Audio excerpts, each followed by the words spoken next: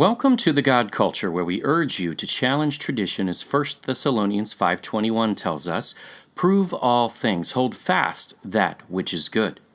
We do not intend to be confrontational, but to compare what the Bible really says versus the traditions of men, which Jesus himself rebuked. Jesus said to the Pharisees, "Full well ye reject the commandment of God, that ye may keep your own tradition." We are adding a short extra video to our Solomon's Gold series today to further explore the topic of gopher wood, the wood used to build Noah's Ark. Having expanded our research some, we felt it necessary to take this even further and tie everything together. Again, in Genesis 6:14, God instructed Noah to build an ark of gopher wood. Yet no one knows what gopher wood is because the word gopher only appears in this one passage in the entire Bible, and it is not of Hebrew origin.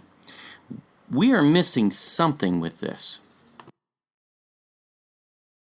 In parts 4 and 10, we showed you two references we found that oddly render a definition for Ophir wood rather than gopher wood.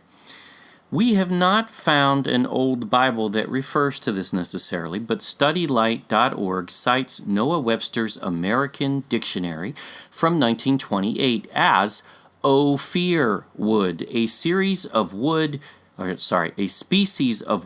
used in the construction of Noah's Ark. Again, the O is capitalized, and O-P-H-E-R is the exact same word as O-P-H-I-R in Hebrew. We also showed a second source. Author and minister Joseph Thomas recites Genesis 6:14 in his book, A Pilgrim's Muse, as Ophir wood as well, also with a capital O denoting a place where the wood came from. This is where we dismiss the G, or Hebrew gimel or gam of ancient times, making the assertion that perhaps the G or gimel was not there. So, as we are on a crusade to prove everything for ourselves as well, in our reflection, we decided to research further the meaning of the G, gimel, or gam in ancient Hebrew. And do you know what we found?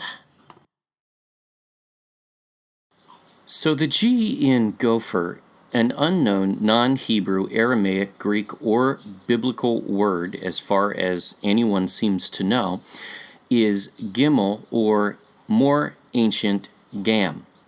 According to ancienthebrew.org, the word gimel, means to gather as a group of animals gathering at the water hole to drink.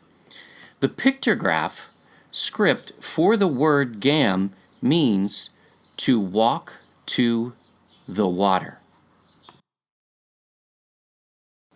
So looking at the definition of the Hebrew G, gimel, gam, and Ophir, we arrive at an interpretation for Genesis 6:15 that makes sense. Make thee an ark of the wood of Ophir, where the animals will be gathered. Gathered? You mean where Noah would have been building the ark? Is Ophir, we prove this is also ancient Havilah in part 10 in this series, where Noah built the ark of the wood of Ophir, Narra wood, which we prove in parts 4 and 10 as well.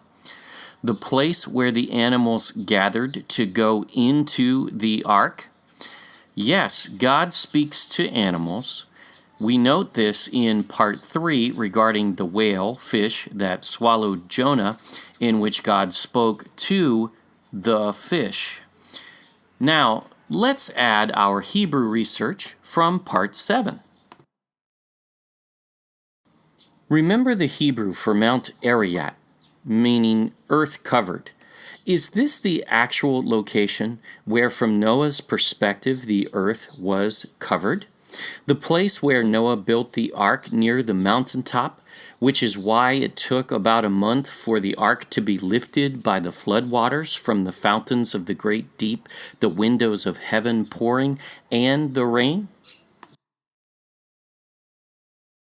And was this the Hebrew Narra wood, the national tree of the Philippines we discussed in part 4, which ties back to the Queen of Sheba and Ophir in its definition? And was this the reason King Solomon found this wood, which was used to build the ark along with other resources, as so significant that it was worth building an entire navy just to risk a 3-year journey to trade for such, so he could use these specific resources for the temple from ancient Havilah and modern Ophir in his time, even though he had already had many resources that David had already put aside? Is this all just a series of coincidences? You decide, but we believe this is compelling information that cannot be ignored.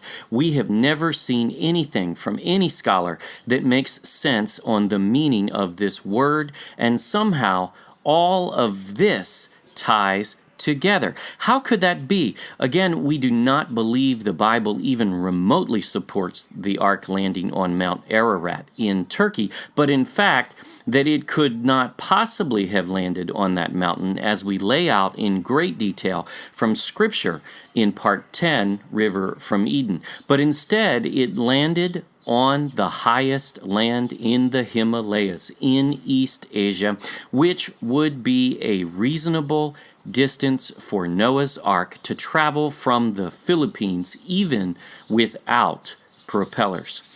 Thank you for watching our Solomon's Gold series. Please subscribe to our YouTube channel and view our website at thegodculture.com. Always remember to prove all things for yourself.